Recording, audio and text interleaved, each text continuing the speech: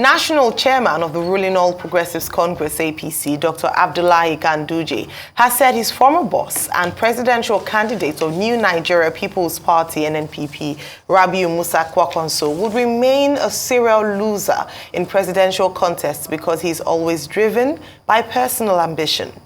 Ganduje spoke in Abuja when he received the Bauchi State NNPP governorship candidate in the 2023 general election, Senator Haliru Jika, who formerly returned to APC during an event at the National Secretariat of the party.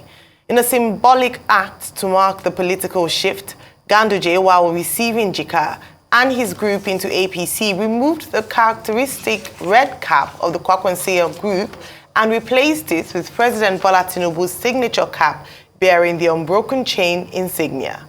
Alleging that Kwankwaso's personal ambition had seen him change political parties a number of times, Ganduje stressed that the founder of Kwankwaso would prefer to be, in his words, a king in hell than be a servant in paradise, end of quote, because he prioritized his personal ambition over national interest.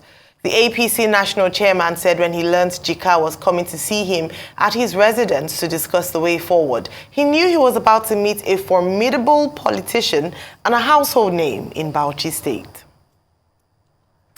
All right, very strong words there from the former governor of Kano State to another former of Kano State in terms of Ganduje to Kwankwaso. I mean, what do you expect from politicians? When the going is good, they are best buds. When the going is bad, they are worst enemies, and they'll fight like mad. And that's what's happening between Governor Ganduje and his former boss, Kwankwaso. And they used to really be so very close. In fact, they were inseparable at a point until power happened and they needed to jostle for power. And this fight has not been on ground. Now, Governor Ganduje claims that Kwankwaso is so self-conceiting. It's about himself alone, isn't it? But when they were together, when Kwankwaso was also paving way for Ganduje then, will Ganduje have said all of this? Now the tables have turned. So that's why I say, please do not trust or believe politicians when they say things. Because if this same impasse and fight between both men end today, this same man will say, it's all in the past now. And they are ready to move on. This was on the heels of Jika coming through, a senator in the night assembly. And obviously, the senator that was just coming to the APC expressly stated that I did not leave the NNPP because of Kwankwaso. I left the NNPP because of my own personal reasons. But obviously, you are going to see how they want to take a jab at each other. So Ganduje looked at it. But also the NNPP too, and Mr. Kwankwaso, you can't absolve them too because he's done worse to Ganduje in the past. You remember when this incumbent governor of Kano just got in? How they had to upturn most of the things Ganduje did do in Kano? How they demolished a lot of things, demolished and destroyed a lot of property and all of that because they were trying to get one against. In fact, they were even pushing to be able to take him to court as regards many things they wanted to challenge him on. So is their political game panning out? But the big question, like I normally ask in all of this, is that what is the need for Nigerians? Because you see, while all these politicians fight and bicker, things keep getting worse off in Nigeria. There's a story making the rounds about how 1 million naira in 1983 used to be $1.2 million. Today, that same 1 million naira is $1,200. So politicians can fight all they want, but the lives of Nigerians keeps getting destroyed. The economic value of their naira keeps going down. Human development indices keep going down. It's as if every year as we go by, the last year is always better than this. Because today now, 2015 has become a standard. We wish life was better like it was in 2015. Even 2021 was better than this year. So things keep getting bad, and the politicians keep thinking of themselves. I am not surprised about their fact and each other calling each other serial losers. Is their stock in trade. But please, I just have to say, these people should have pity on the poor, suffering people in Nigeria. And you see, they never argue about the plight of the people. All they argue is about their own political bickering. Right. Well, some of the things that the chairman of the All Progressives Congress, Dr. Ganduje, said about Dr. Kwankwaso, his former boss, his former leader, would border on pure defamation, libel, slander. And some of the things he said, we do not need to repeat. Other than the safe one, that he said, okay, the man is, guilty of, he's driven solely by his own political ambition. So that will fall under the category of mere vulgar abuse. But some of the other claims that he made may be things that if Kwankwaso were to take him up, he will need to prove. Because the sole objective of that, conversation, while he was receiving the Senator Aliru Jika, who had defected from the NNPP to the APC, was to denigrate Kwankwaso, to lower him in the estimation of right-thinking members of society. But as for Dr. Kwankwaso to worry about, I will not repeat what he said. But what we can see here is that politicians are like that. They quarrel today, they make up tomorrow. They abuse each other, they call each other names. In Nigeria, it's taken as well, it's two fighting. It's a case of political differences. The same Ganduje that is abusing Kwankwaso today, don't be surprised if the tables were to turn tomorrow, could go and join the NNPP. So that in politics in Nigeria, there are no permanent loyalties. It's a hall of mirrors in which, loyalties are perpetually shifting. But one thing that I took away from that meeting with the man who defected to the APC, former governorship candidate in Bauchi State, Senator Jika, was that the man in response said, I have no issue with Kwankwaso. I'm only moving to the APC to protect the interest of the Bauchi people. And I chuckled. How does his moving to APC protect the interest of Bauchi people? He too is guilty of personal ambition, if we can just leave it at that matter. He probably thinks that his nest, will be better feathered if he were to move to the ruling party, the APC. Politicians, after all, in Nigeria, are perpetually behaving like fortune hunters. They go where they think that their interests will best be served. Now, as for the comedy that came out of it, there's this comedy now coming out of Kano, whereby if you leave NNPP and you go to APC, then the chairman of the APC engages in this ritual, we're told, of removing your white and red cap, the Kwankwansiya cap, and putting the Tinubu cap on your head. It's so comedic, I think it will be perfect material for Nollywood someday. So you may think it is a sense of humor, but it's just pure entertainment, coming from that direction. But clearly, the Senator Aliru Jika, who has decided to move from NNPP to APC, it's his right. It's perfectly within his right to do so. But what we find disturbing is that politicians in Nigeria never make choices on the basis of ideology. It's always on the basis of what is expedient, what is convenient, what is possible. Well, don't say that somebody had described the politics as the art of the possible. In Nigeria, it means something else. It means, just anywhere where you can get a position or you get recognition. So I don't think we can make any heavy weather out of this particular interaction, which made some of the front pages. It's in the nature of politicians to jump from one place to the other.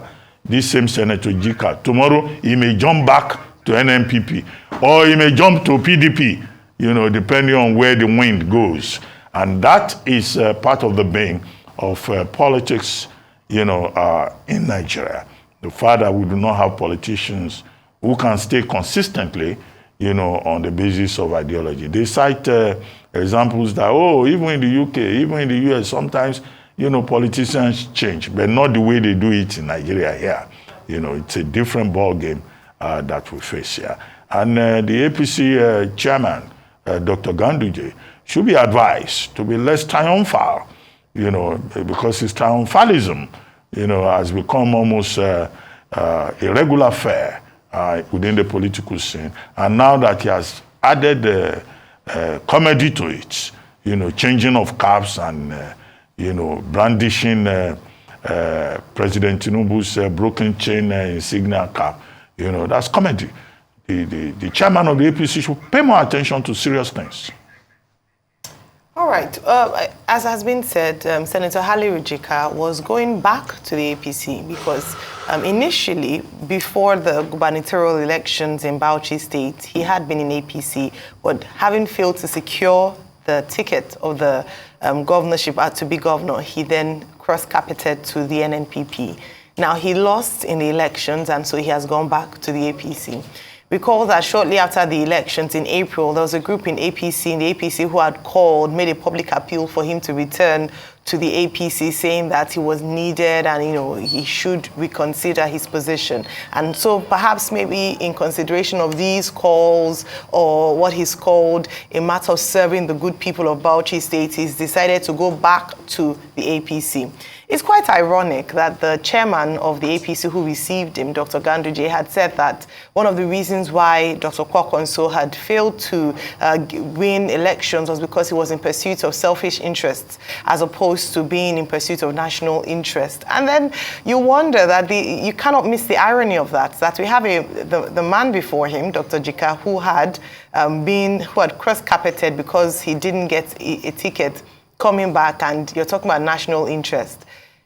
How many politicians, whether it be in APC, in PDP, in the NNPP, in Labour Party, or any of the parties, run on the basis of personal interest? If that were the case, then you would ask people like Senator Haliru Jika, why did he move to the NNPP? Was it because he believed in the ideology of the NNPP against that of the APC? Was it because he believed in the principles of the party? What are the principles or ideologies of our political parties? At the end of the day, it boils down to where can I get a ticket if my substantive party I didn't win at that primary level. And so you wonder if the politicians are really for the people, and what inspires a man or a woman to run in our elections. Is it really for national interest or for selfish or personal gains? And so when politicians like the chairman of the APC make statements like that to attack, in this sense, verbally attack another politician, it's the same thing. It's just a matter of opportunity and chance. At the end of the day, not many politicians run in the interest of the public or national interest. It's often more about personal interest and personal ambition. We move on to our next story. The president of the Court of Appeal, Justice Monica Dongban-Mensem, says election cases are continuing to take a serious toll on the state of the Nigerian economy, insisting that politicians should begin to look beyond the courts to resolve their political grievances. Justice Dongban-Mensem submitted this in Abuja during the start of the new legal year of the Court of Appeal. Arise correspondent Godfrey Eshemoge has details. Of election cases arising from political party primaries to the actual general election, with the courts being the final deciders.